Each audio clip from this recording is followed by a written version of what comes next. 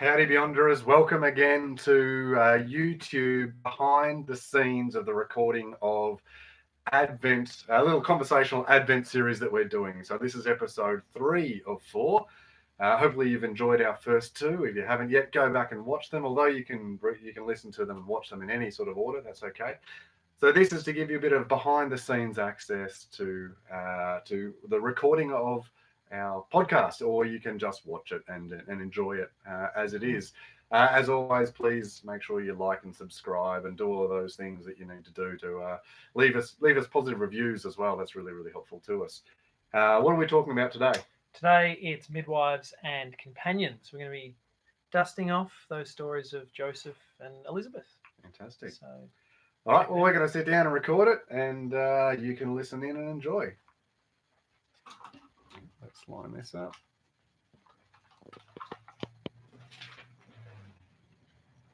How do I look? Oh, good, Matthew.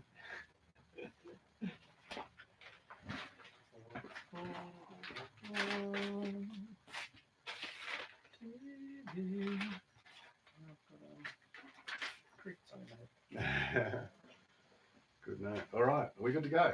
Good to go. Let's go. Welcome, listeners and viewers in podcast and YouTube land. Starring Ryan Gosling as Lucas and Danny DeVito as Matt Cutler, this is the Beyond podcast. These are the ugly stunt doubles. Out of bounds. Hi, Matthew, how are you going? Very good, Lucas. Very good. And enjoying the festive season. We're halfway through. This is episode 3. We looked at Herod. We've looked at the Magi. And now we're trying to explore and dust off a couple of other stories who are in the nativity scene, but are kind of just danced over and neglected, yet have key roles in this biblical narrative. That's right. We're going to see too what they have to say to us as we kind of relook at it, but also think about what they might say to us today if we travel with them. So this whole series is partly about, it's a little bit more conversational than our usual episodes, but it's partly about trying to look at those characters who don't necessarily have Christmas cards in their own honour. So it's the sort of some of the more fringe characters. Fringe in terms of how we might celebrate or commemorate Christmas today and build a nativity scene and what Christmas seems to mean to us today. But in fact, as we're looking at it, a very significant to the story. So the forgotten, the neglected, the glossed over. That's who we're putting in our top 5. That's right. Although for Advent it's top 4. Yeah, that's true. Here they are. So week 3 is we've called it Midwives and Companions. It's those who have actually helped Mary birth the Christ. They've actually helped this Jesus figure be born, which is what Christmas is primarily about. There's 2 key players in the game that have actually been key drivers, the key support staff. In fact, really the only support staff in the lead up to the birth who are likely to even have known about this pregnancy and what it may or may not entail. That's right. They're the only people that we know of who had foresight of the birth that was to occur and the circumstances surrounding it. So we're talking, of course, about Joseph and Elizabeth.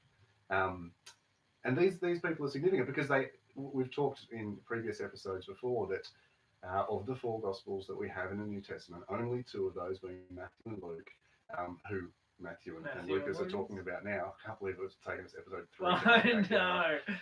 Get ready in episode 4 for a chunk of puns about it.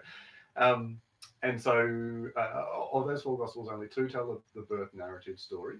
And in each of those, only really significantly only one of each of those really devote any significant mention to Joseph, who appears significantly in Matthew, and Elizabeth, who appears in Luke, but not really in each other's. That's right. And we found this previously with other examples. The Magi were in Matthew, but they don't appear in Luke. Luke has the shepherds, well, they don't appear in Matthew. So the storytellers are doing something really different. So seeing as though you're Lucas and I'm Matthew, I'm Joseph, tell us about Elizabeth.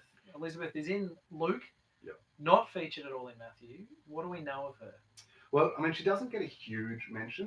I mean, if you were making a movie out of this, it would really only be one scene, right? And it's when Mary goes to visit Elizabeth. And it's really, I can read it to you now. It's a really short story. At the time, Mary got ready and hurried to a town on the hill in the hill country of Judea, when she entered Zachariah's home and greeted Elizabeth. When Elizabeth heard Mary's greeting, the baby leaped in her womb, and Elizabeth was filled with the Holy Spirit, because, of course, we've heard earlier at this point that Elizabeth herself is unexpectedly pregnant. She's quite old, slightly old, yeah. and goes on to give birth to John, who will be known as John the Baptist. In a loud voice, she exclaimed, Elizabeth says to Mary, "Blessed are you among women, and blessed is this child that you will bear. But why am I so favoured that the mother of my Lord shall come to me? And as soon as the sound of your greeting reached my ears, the baby in my womb leaped for joy. Blessed is she who has believed that the Lord would fulfill his promises to her." She's an optimistic woman. Mary hasn't really got a peep out. She just walked in the door, and there's this gushing, celebratory, montage from Elizabeth. That's true. There is one lesson that I have learned through fatherhood and seeing some of my friends and community go through pregnancy. It is, I will never, ever, ever ask a woman or if she is pregnant until I have heard it from her mouth. Even if I hear it secondhand, did you know such and such is pregnant? I'm like, I'm not going to say a word until she tells me herself. Even if, literally, unless she's giving birth in front of me. You're correct. Because unless I can see cord, I'm not claiming. And Elizabeth shatters that, and you can't help but think that Mary would be like, "Oh no, I've just been heavy on the donut." That's right. That's right. Maybe that's where the whole story came from. Mary's like, "We're going to go with it now. Yeah. She's pregnant." It was the Holy Spirit. That's true, and let me tell you, that is a lesson that I have learned the hard way. Ooh, really sticking my foot in it. Ouch. And we'll have a special Beyond Ring storytelling episode on that. Yes. Really awkward. But anyway, what really strikes me about the Elizabeth story, and there's not a heap for us to chew on. We'll probably spend more time talking about Joseph, but what really strikes me about the Elizabeth story is, despite the complexity of the situation, despite we know that Mary is pregnant outside of marriage, she's betrothed. We can talk a little bit more about what that means later on, but she's formally married, but kind of engaged to be married, still not quite fully consummated yet. And so despite the complexity of the reality of that situation, Mary's first and immediate response Elizabeth's first and immediate response to Mary is, "This is fantastic. Yeah. This is amazing. This is beautiful. This is wonderful. This is great." There's no sense of, "Oh, gee, that's going to be really hard." But thought about the implications. Yeah, but gee, we'll make the best of it, and I'll help you through it. There's nothing. That's just not told in the story at all. Not a shade of judgment. Yep. Not a shade of suspicion. No. And to be that midwife, I think about the figures in my life who are able to offer me that non-judgmental presence. That can actually allow me to arrive at my own truth by offering support, care, as you said, optimism, but non-judgment. That's actually what enables me to birth truth, to discover what's going on for me, even if I've done something stupid. It's actually not going to help have someone tell me that. Actually, what's going to help me discover what I need to do and what I've done wrong is actually grace and acceptance and non-judgment. Yeah. But of course, doing that's bloody hard. So Elizabeth stands as this figure who just graciously throws open the arms and says, "Here I am. Let's do this. Yeah. Let's do." And we don't even hear any private behind the scenes. Privately in Elizabeth's heart, she thought, "No, this is going to be tough," or anything. No, it's just joy and it's just celebration. And when you consider the family connection there, we know that Elizabeth is married to Zechariah, who's one of the temple priests, so he's really heavily involved in the religious system of the day, and therefore, if Mary and Elizabeth are related by blood, then there must be this cultural, familial, societal expectation on them to live by the rules. Totally. Of honour, of appropriate behaviour, and Mary presents to Elizabeth as though she has just stepped outside of that and is outside the norm. Yeah. And the capacity to embrace that outside the norm. Yeah. To not see it as, I don't know, this isn't familiar, this isn't right. Well, you're telling me that that's where it's at for you, and let's go with that. Yeah. So it's such a wonderful challenge. Like, how many times do people tell us crazy ideas, crazy plans that they have for their life, and we import onto them our own sense of value, our own sense of sensibilities, our own judgment of, gee, is this a great idea? I don't know about that. Or, yeah, and it's not to say that good advice is not not welcome in life, but just to say, I back you. Totally. And any new thing, be it in an institution, be it in life, there's not too many new things that arrive from just gentle safety. It actually does take the stretches of the comfort zone, the people who can think outside the box, to do that, and to have someone who just says, yeah, let's go there. Let's entertain that possibility. You go for it. Yeah, if that's where your heart is, have a crack. Those messages in life are so refreshing because that gives you the oxygen you need to try and experiment and fail and that be okay, and not come back with shame, but come back and go, oh, well, you licensed me and it didn't work out, but I felt that was okay.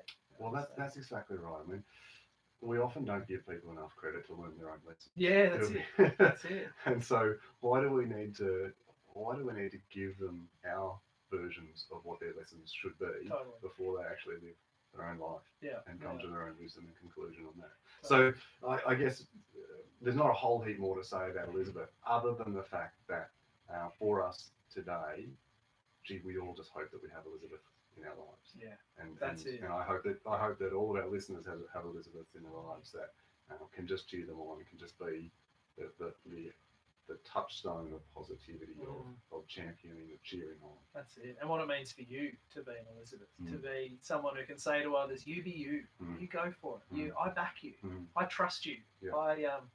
Robin Myers, we've had on this podcast, has talked about community. It was always believing the best in people, even if you only saw the worst.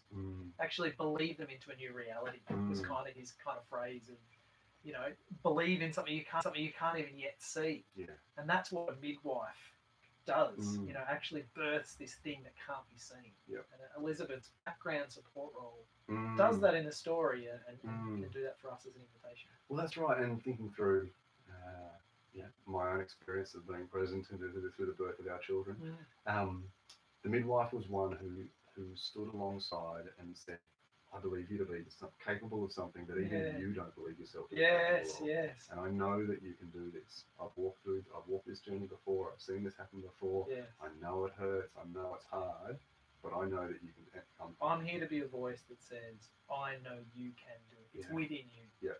It is within you. Yeah. So thank you, Elizabeth. We value you. So let's jump across then to Joseph. Yeah. A man we know more of, we all know Mary and Joseph, but actually fades out of the story pretty quick. We're going to see Mary at the cross at the end of the story. We're not going to hear much more from Joseph other than in this early kind of part of Jesus' life, which is kind of fascinating for a Jewish man. The father is a significant figure, So what do we know of Joseph? Well, it's interesting because, as you say, like for someone who fades out of the story, the way the story begins, he is the story. Like the way that the Gospel of Matthew begins, for chapter 1 and 2, you could argue that actually the story is happening to Joseph. It's almost like he's the first person character in that story. If the story for the Gospel is according to Matthew, he had considered this. I was staying with him. An angel of the Lord appeared to him and said, it's okay, she's going to be balls. Come around, get up and take the child. So he got up, he took the child with his mother and went back to the land of Israel. So it's fascinating. The story revolves around Joseph, and it's almost like Mary and Jesus are the supporting characters in his part of the story. Absolutely. So this is fascinating. And to rewind before that, there's this fascinating literature which is boring as all get out to read, but one of the most stunning things to study in terms of biblical scholarship, and that is the genealogy. That's a pretty big CV that's being laid out. That's like you've got all these credentials that prove you're all that. We gloss over the fact that Joseph's dad's listed differently in the genealogy and both the genealogy. Well, that's right. That's right. They actually contain different genealogies. They tell the story in different ways. Which is a problem if you're viewing them as straight narrative claims, making all the descriptive claims. Journalistic report. That's right. But if you're understanding the stories to be making theological claims, making all the descriptive claims about the sin. Correct. Taught that the Bible is factually correct. It was threatening to find out these discrepancies, one of which you went over just before, and that's that Joseph's the one who gives Jesus the name. It's Mary. You know, Mary is a much more prominent role. She's singing songs. She's got this huge focus. It is more of a musical flavour. I think they're going to cast Hugh Jackman. As Mary, a total contrast. It's Hugh Jackman, Matthew.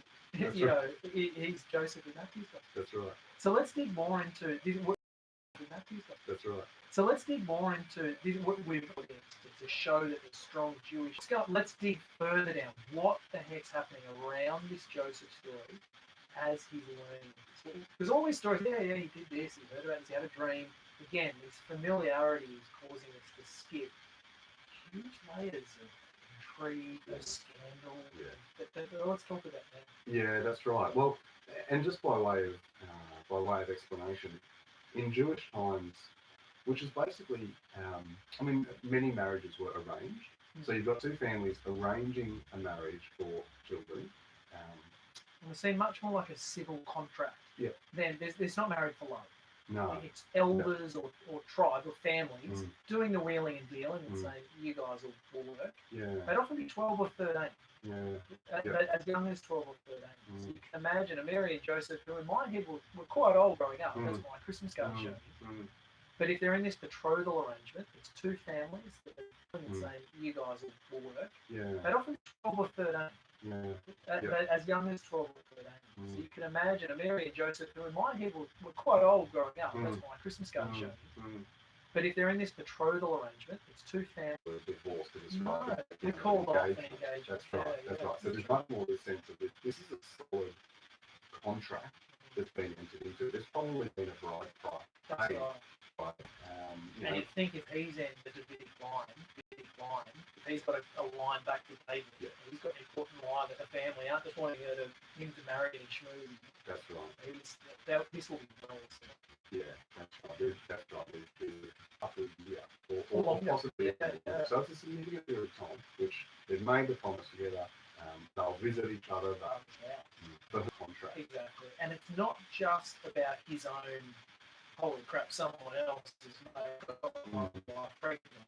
So a lot of people already from Alexander Shire who came on the podcast, he's pretty nervous, especially because the shame would forever taint the family name. The cost of this going wrong is big. You know, great risk of severing ties, and he's got a bloodline that's important and needs to be protected. You know, so again, as you said, there's a scandal in this story that we dance straight over. Yeah. And look, let's address the question of virgin conception as well, because that does need to be, I think, addressed here. And actually, in the way that it gets used, I think it actually robs the story of some of its scandal. So, I mean, what we need to say really pointedly is, regardless of your belief on it, regardless of whether you think the virgin birth actually happened or whether you think it's a mythological part of the story, clearly Mary's virginity is not the point of the story. It may be an element of the story, it's literally okay. It should be said that probably since about the 1800s, very few biblical scholars will make. Whatever the reality of the situation is, those are all the options on the table for him. And he's thinking about this, what is my family, how I can respond to this.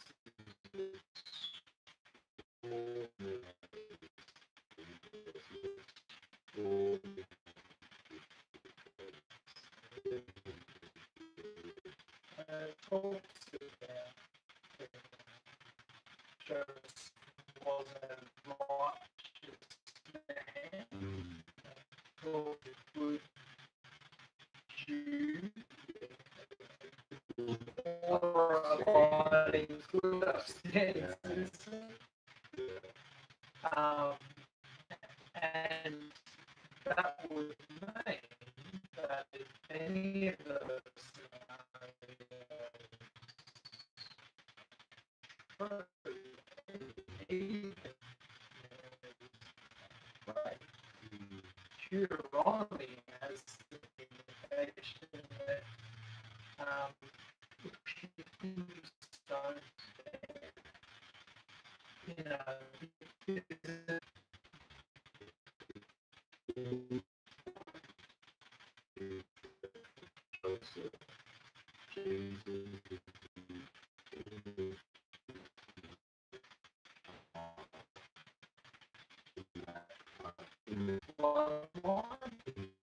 carry your family line.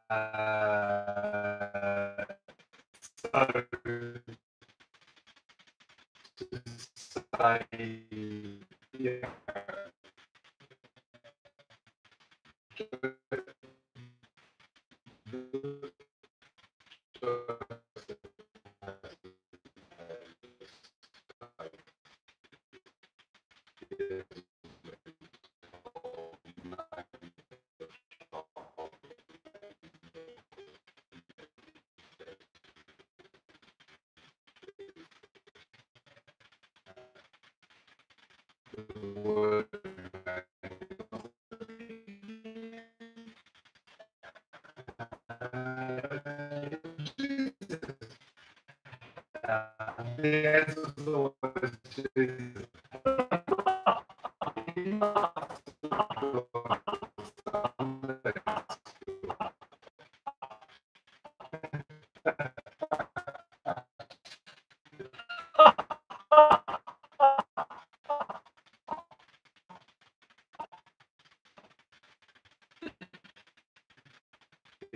Well,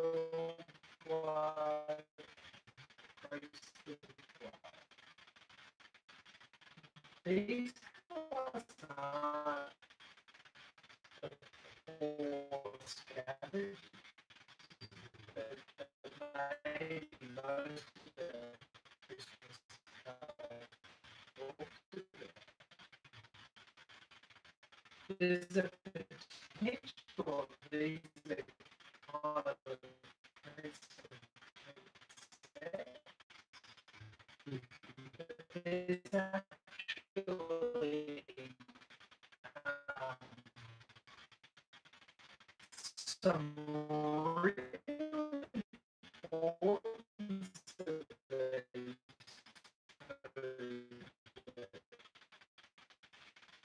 they're blood lines. They're all the more.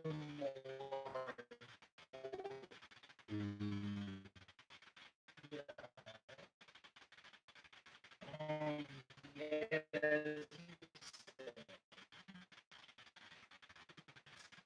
we need that.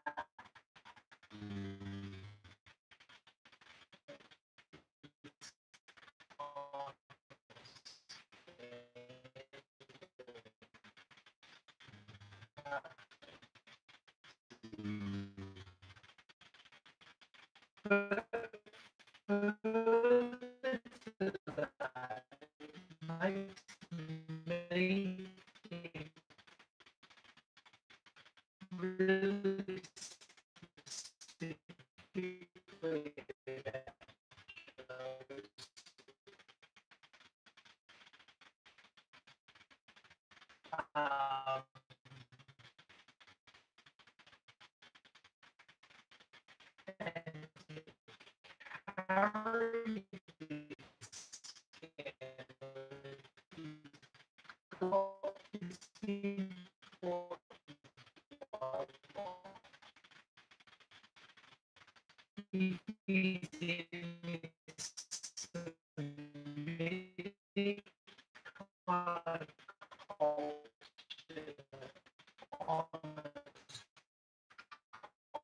and carry beyond all else.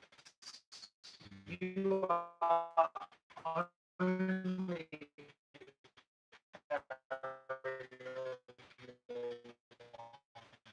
you're not this individual.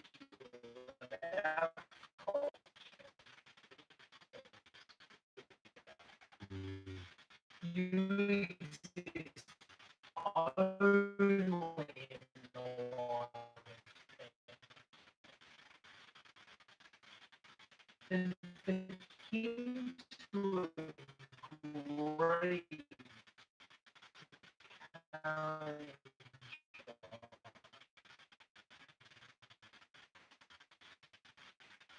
is to actually step outside all the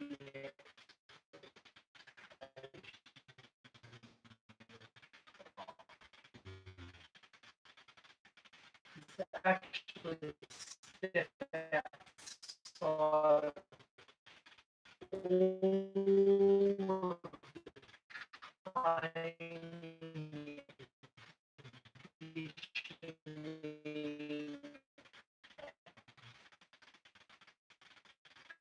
cultural heritage he on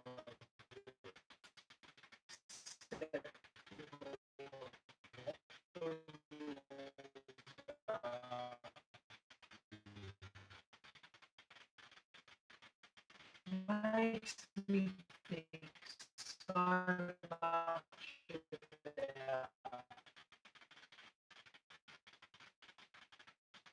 what it means to say yes.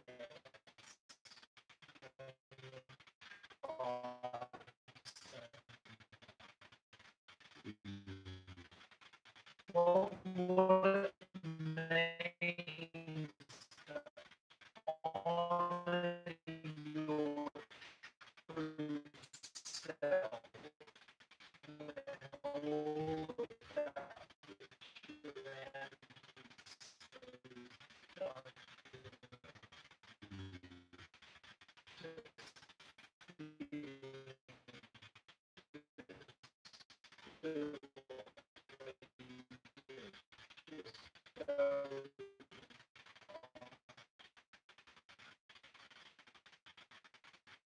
you Joseph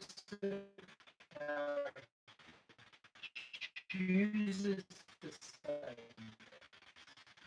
chooses to stay with Mary and not in the face of all the expectations of damaged goods. Get her out of the plot line.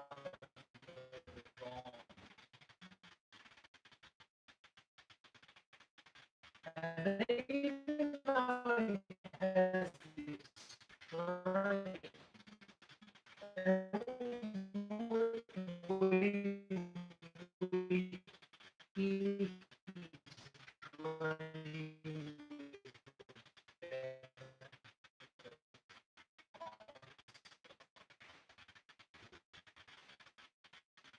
when he is strength, see as you know, Father, it's a bloody long time. Took me every bit of strength to away.